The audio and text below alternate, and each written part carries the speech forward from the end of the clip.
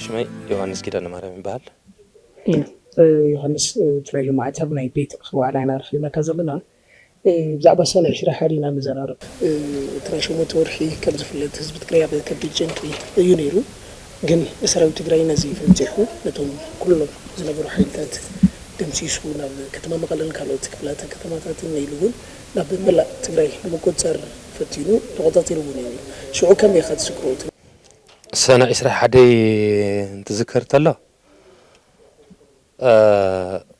تعلات ملكت تقاليس كام سعر ايو ملكتن وصيتن حدنا تو قالسي سنة 20 حدن ملكت تقاليس كام سعر ايو ملكت توديو كام كلاسن زركب وصيتن ايو حدنت حزب تግራይ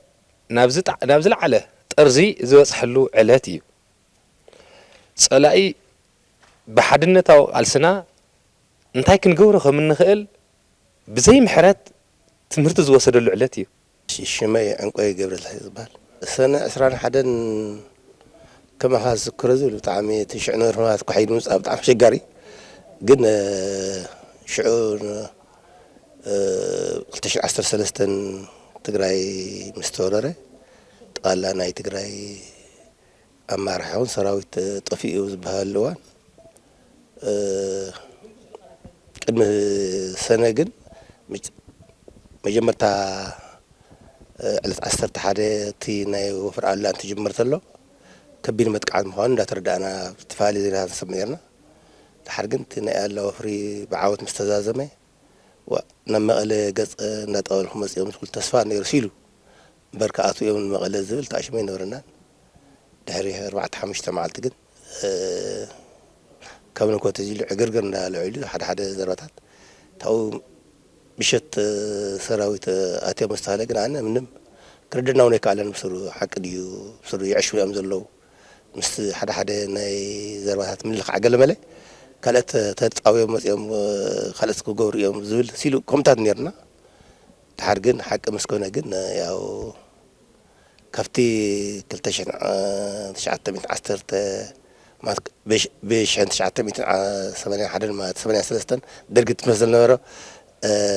تحقوس درجة كأول على تسمعنا نياتو تعمري نيرو زين شو من توعي حماق نيرو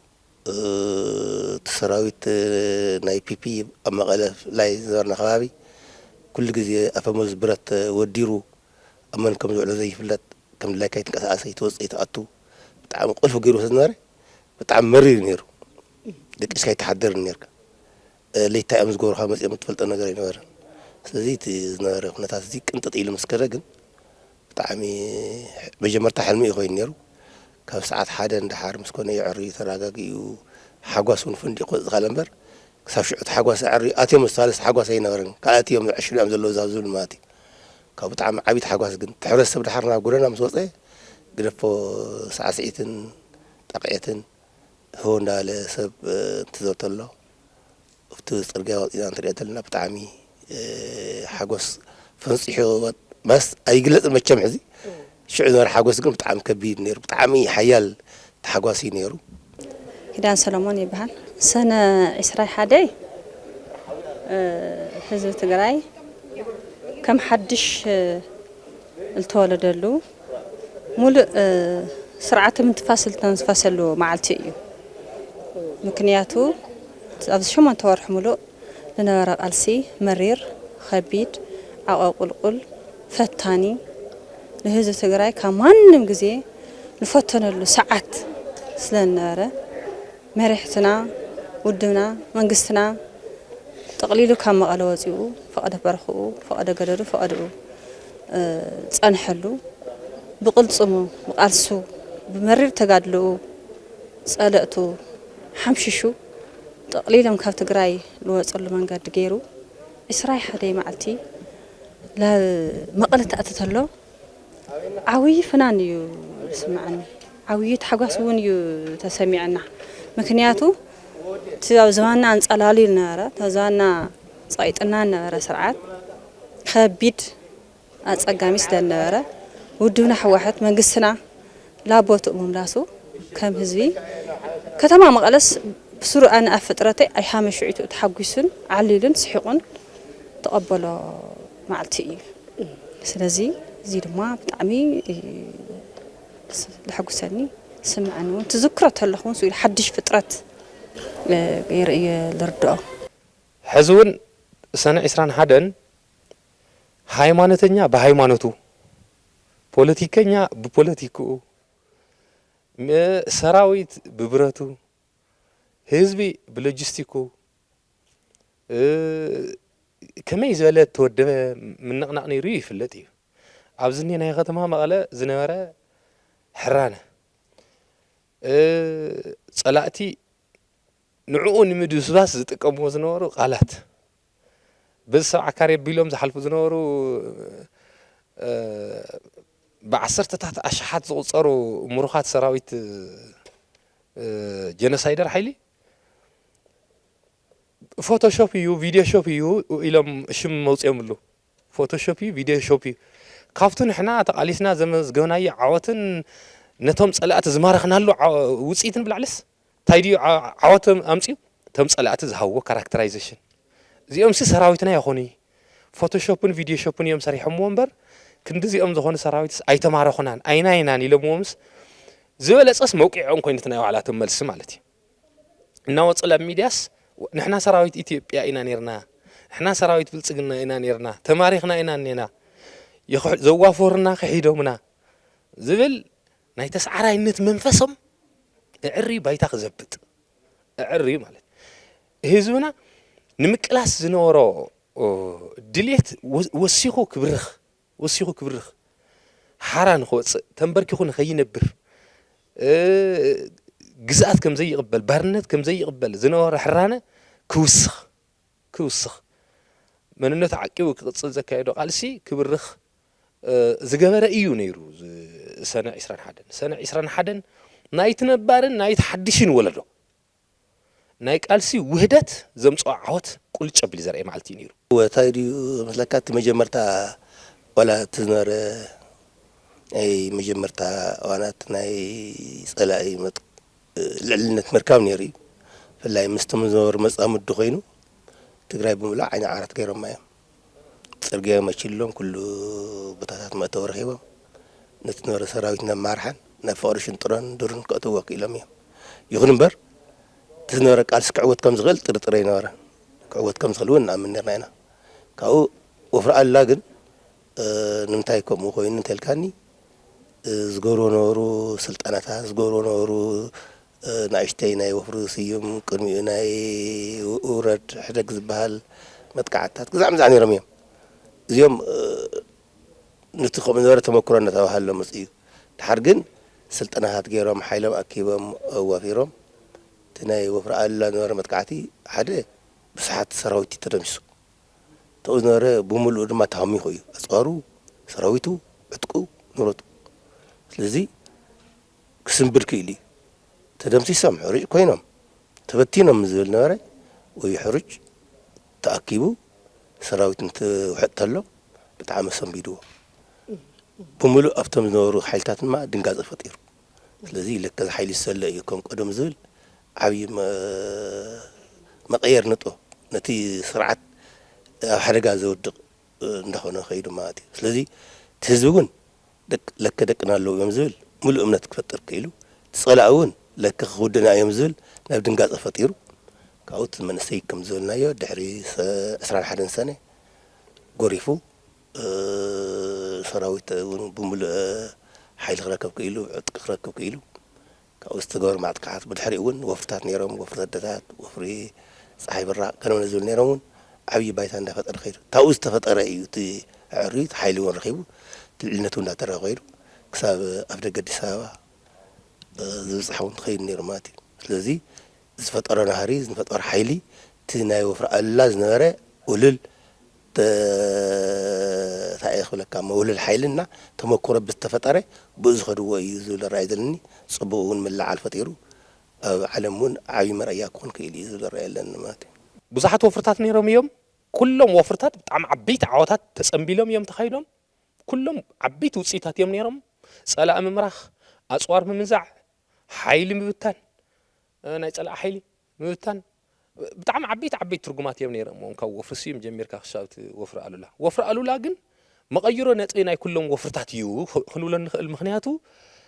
ዝበዝሐ ክፋል ትግራይ ሓራ ንምውፃእ ስለ ዝሓገዘ ጥራሕ ኣይኮነን ፀላኢ ናይ ምግባር ዓቕሙ ዝሰበረ ስለ ዝኾነ እዩ ኣብዚ ከተማ መቐለ ነቂጡን ዓሪዱን ዝነበረ ኸቢቡ ዝነበረ ሓይሊ ምስ ጋዕገልጠሙ ተፀሪጉ ካብዛ ከተማ እዚኣ ምስ ወፀ ካብዛ ከባቢ እዚኣ ወፃእ ዝነበሩ በብኸባቢኡ ዝነበሩ ኣካላት ፀላእቲ እኮ ኣብዚ ዘለውዎ እዮም ኢዶም ሂቦም ኣብዚ ዘለውዎ ክንብርኮ እዮም ክኢሎም መቐለ ሓራ እንትትወፅእ እንተለኣነ ኣብዚ ከባቢታት ምብራቕ ንበዛባ ሒዝካ መንጎ ናይ ነበለትን ኣዛባን ናይ ሓውዝየን መምፅእ መንገዲ ነይረ ኣነ ባዕለይ ማለት እዩ 2013 ሰነ 12 ኣብኡ ኣቲና ሰነ 10 ሰነ 21 ኣብዚ ሓራ ክትወፅእ እንተላ ከተማ መቐለ ናብ ኣንፈት ዓዲግራት ምንቅስቃስ ንገብር ነርና ኣብ ከባቢ እንዳርባ ሃፅሃ ዝነበረ ጉጅለ ፀላኢ ናብዚ ዘለዎ ርሕቀት ዓቂኑ ንኤርትራ ንኽሃድም ብእግሩ ተበቲኑ ፈቐዶ መንገዲ ብዕጡቕ ጥራሕ ዘይኮነስ ብምንም ዕጥቂ ዘይብሉ ክፋል ሕብረተሰብ ሲቪል ሕብረተሰብና እንዳተማረኸ ኢዱ ዝህበሉ ኩነታት ተፈጢሩ ኣብኡ ኩናት ኣይተኸፈተን ሽዑ ናይ በረኻታት ውግእ ኣሎ ግን ቱ ኣብ መቐለ ዘጋጠመ ወፍሪ ኣሉላ ዘምፅኦ ዓወት ምስ ፈለጠ ብርከይ እግረይ ውፅኒ ኢሉ ብርኩ ጨቢጡ ክሃድም ዝመኮረስ በቢ ዝገጠሞ ሕብረተሰብ እናማረኸ ኣብ ቁፅር ዘውዕለሉ ኩነታት እዩ ተፈጢሩ ሶ ትግራይ ሓራ ወፅያ ብኽፋል ሓራ ዝወፀትሉ ዝዓቢ ክፋላ ፀላእ ሒዝዎ ዝነበረ ዝዓቢ ክፋላ ትዋና ናይ ፖለቲካን ናይ ምሕደራን ሴንተር ዝኾነ ናይ ዓብዪ ከተማ መቐለ ሓራ ዝወፀሉ መንግስቲ ናብ ንቡር ቦትኡ ንክምለስ ዝገበረሉ ኩነታት ስለ ተፈጠረ ወፍሪ ኣሉላ ግድን እዩ መቐይሮ ነጥቢ ተባሂሉ ክስየም ትግራይ ቃልስላ ንመንነታዊ ሓርነት ንህልውና ንምውሓስን ምርግጋፅን መሰል ርእሰ ውሳነ ኣብ ዝግበር ህልኽካ ዘወድቕ ቃልሲ ኣላ ሕዚ እውን ኣላ ረብሪብና ክንብተን ዝደሊ ሓይሊ ንኸይንብተን እንገብሮ ቃልሲ ኣብ ግጥም ኣለና ቀሊል ዘይበሃል ክፋል መሬት ትግራይ ኣብ ትሕቲ ፀላእ ኣሎ ተመዛበለ ህዝብና ብሰብ ስራሕን ተፈጥሮኣውን ሓደጋታት በብሓደ ዝፀንተሉ ፅቡጥ ሓደጋ እኒአ ኣብ ትሕቲ ፀላእ እተረፈ ህዝብና እውን በተሰላሕታዊ ፅንተት ኣብ ባርነት ክቕመጥ ዝግደደሉ ኩነታት ኣሎ ካብ ዓዱ ወፃእ ዝተሰደደ ከዓ ትንሪኦ ዘለና እዩ ዝኒአ ሓደጉኡ ማለት እዩ ሶ ናይ ምብታን ሓደጋ ጥራሕ ኣይኮነን ናይ ምፅናት ናይ ምጥፋእ ሓደጋ ከም ብሄር ናይ ምጥፋእ ሓደጋ ኣብ ቅድሚትና እንፀላልዩና ኣሎ እዚ ንኸይኸውን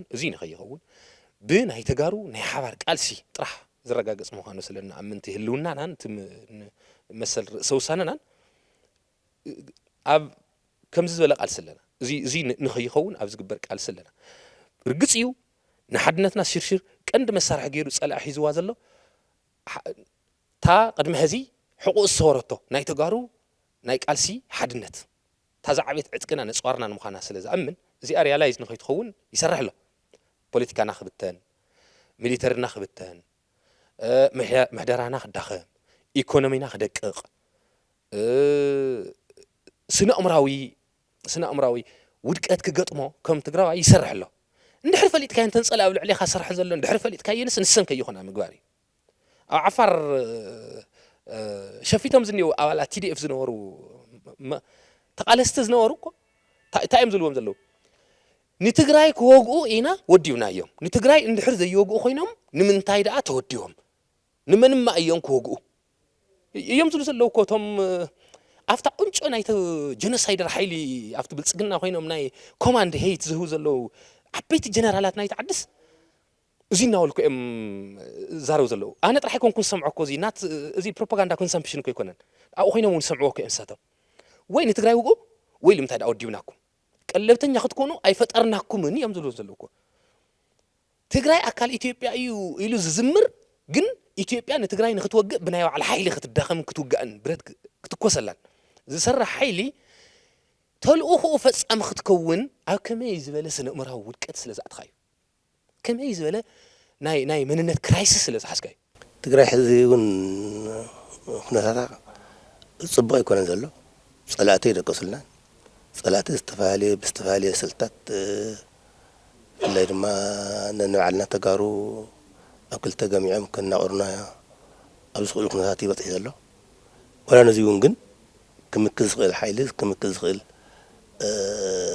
ሰራዊትን እዩ ዘሎ ተማርሓውን ወላ ከምኡ ተገጠሞ በቲ ሓደ እንተወትፈ በቲ ሓደ እንተበለ ብዙሓት ንኹላት ይበፅሑ ኣለዉ ግን ሕዚ እውን ህዝቢ ናብ ሓድነት መፅኡ ነቲ ዘሎ ኩነታት ካልእ እዩ ዝብለል እምበር ሒዙ ዘሎ ኩነታት ሓደ እቲ ናይ ፒፒ ናይ ፌደራል ሓይሊ ዕሩይ ምስ መድረኻት እናተቃየረ ብፍላይ ነቲ ውዕል ናይ ፕሪቶርያ ብዘይ ምኽባር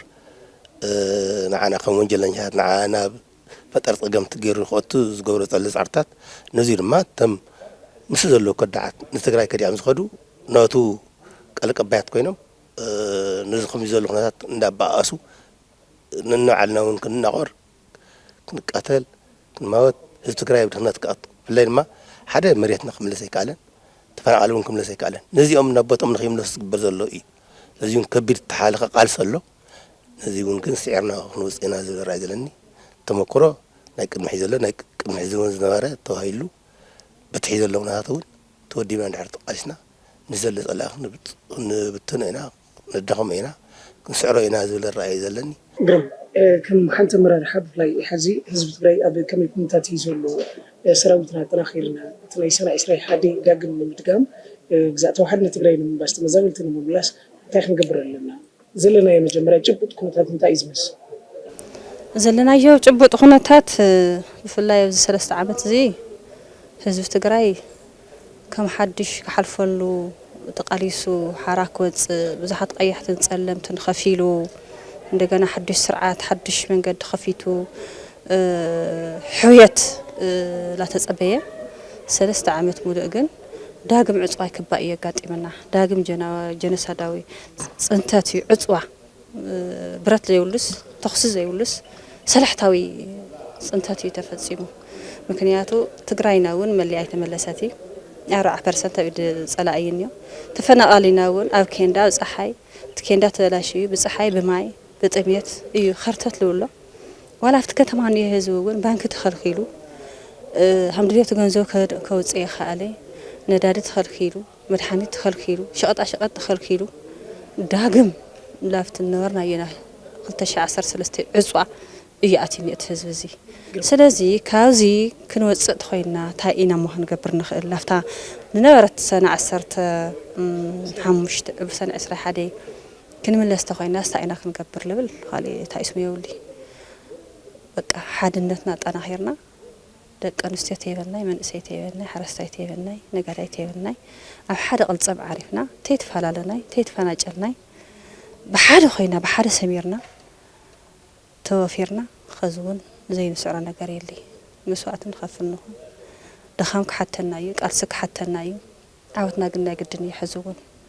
ህዝብን ሕወሓትን ብሓደ ሰሚሩ ህዝብን መንግስትን ብሓደ ሰሚሩ መንግስትና እውን ላቦቱ ተመሊሱ እንሆ ፀላእን ክራይ ኣካልነት ተሓሳስባን ሓቢርና ክንቃለስ ኢና ንዕወት ኢና ድማ ትግራይ ይዓድና ተጋሩ ኮይና ክንቅፅል ኢና እንደሊ ትግራይ ካብ ተጋሩ ትደልያ ነገር ነታ ናይ ሎምን ናይ ፅባሕን ብሄር ኣልባ ከይንኸውን ታሪክ ኣልባ ከይንኸውን መንነት ዘይብልና ከይንኸውን ከምቶም ውሽጣዊ ሓደጋ ገጢሞም ተወተኑ ህዝብታት ከይንኸውን ቃልሲ ውፅዕ ተኸቢሱ ኣይፈልጥን ተሳዒሩ እውን ኣይፈልጥን ፎርዛት ማተር ነት ተኸቢሱ ተሳዒሩ ኣይፈልጥን ናይ ውፅዓት ቃልሲ ሶንሕና ውፅዓት ኢና እንዳማንም ዓዲ ከይድና ክንጎብጥ ኣይተንቀሳቅስናን መሬት ኣይወረርናን እንዳማንም ከይድና ኣይተኮስናን ኣፍታ መረበትና ኣፍታ ዓድና ክንብር ኢና እንተልና ኣይትነብሩን ዝብለካ ሓይሊ እንትህሉ እንተሎ ግን ክንብር እየ ኢኻ ክትብል ማለት እዩ ሶ ንኽትነብር ከም እትደልን ንኽትነብር ኢልካ ብናቱ ኢድ ዘይኮንካ ንኡ ንኽትከላኸል ናብ ተገዲድካ ተኣትዎ ኩናት ዘይተርፍ ምዃኑ እንድሕር ኣጀንዱ ዘይቕይር ኮይኑ ክዘፍልጥ ምንቅስቃስ ክንገብር ግድን ኮይኑና ኣሎ ስለዚ ብሓደ ኮይንና ተጠቃሊስና ህልውናና ክነረጋግፅ ኢና ተበቲና ይንቐረን ዓወትና እውን ዘጠራጥረ ይመስለንን ማለት እዩ ክንጠራጥረ ይንኽእልን ሓደ ኮይና እንቃለሰልና ዓቕሚና ንውስኽ ለና ናይ መኸተ ኣሃዱታት ኢና ንጣይሽ ለና መንግስቲ ተመሊሱ እንዮ ቤት ምኽሪ ስራሕ ጀሚሩ እንዮ ሰራዊትና እዩ ዝጠናኸር ዘሎ ህዝብና ከዓ ታንውር ስራሕ ጀሚሩ ዝኒ ታንውር ስራሕ ጀሚሩ ለህዝብና ሰራዊትና ብሓይሊ ሰብ ከጠናኽሮ ሰራዊትና ብሎጂስቲክን ብሪሶርስን ፋይናንስን ከጠናኽሮ ኣብ ውዑይ ምንቅስቃስ ይኣትዩ ዝኒ ውዑይ ምንቅስቃስ እዚኣ ዓቂብካ ምኻድን ግድን ብቕልፅምካ ምህላውን ከዓ ዘይትተርፍ ምዃና እየ ክገልፅ ደልየ ማለት እዩ ንምንታይ ትግራይነት ሕራነ ኣሎ ሓቦ ኣሎ ኒሕ ኣሎ ባንዳሃት ድማ ቅድሚ ሕዚ እውን ነርዮም ነቶም ባንዳሃት እዚኣቶም ልኡኻት እዮም ኮይኖም ዘገልግሉ ዘለዉ ነዚኦም ፈንፂኻ ምኻድ እውን ግን ሕዚ እውን ጥንካሬ የድሊ ሓቦ የድሊ ኒሕ የድሊ ወኒ የድሊ እንደገና ግን ታክቲክ እውን የድሊ ሓይሊ እውን የድሊ ማለት እዩ ብኩሉ ፖለቲካ ወታደራዊ ብኩልናምሉ ተጠናክርካ ትወፅእ ናይ ምግባር ግን ናይ ተጋሩ ናይ ባዕልና ዓቕሚ ዘድልየና ክንጠናኸር ድማ ኣለና ዝረአ ኣለኒ